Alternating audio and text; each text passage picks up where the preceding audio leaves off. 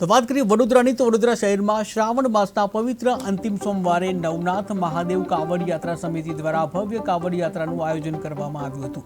આ યાત્રાની શરૂઆત સિદ્ધનાથ મહાદેવ મંદિર ખાતેથી થઈ હોય અને સમિતિ દ્વારા સતત છેલ્લા 12 વર્ષથી શ્રદ્ધાળુઓ માટે આ ભક્તિ યાત્રાનું આયોજન કરવામાં આવ્યું છે।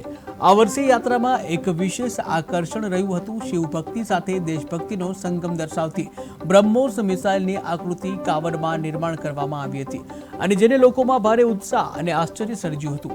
યાત્રામાં શહેરના હજારો શિવ ભક્તો જોડાયા હતા, જેમાં ખાસ કરીને પૂર્વ સૈનિકોની ઉપસ્થિતિ યાત્રાને દેશભક્તિનો રંગ પણ આપી ગઈ।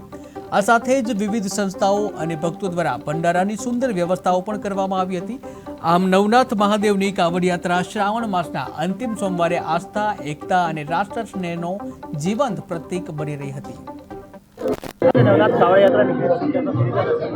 આજે પવિત્ર શ્રાવણ માસના સોમવારે ભગવાન મહાદેવનો આરાધનાનો દિવસ છે। વડોદરા શહેરની અંદર આજે સિદ્ધનાથ મહાદેવથી શરૂ થઈને જાગનાથ મહાદેવ સુધીની આ નવનાથ મહાદેવની કાવડ યાત્રા, જેમાં મોટી સંખ્યામાં ધર્મપ્રેમી જનતા જોડાઈ છે।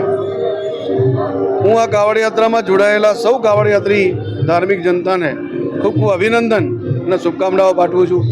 મહાદેવજી આવનારું વર્ષ સૌનું સુખમય, શાંતિમય, સમૃદ્ધિમય બનાવે તેવી પ્રભુ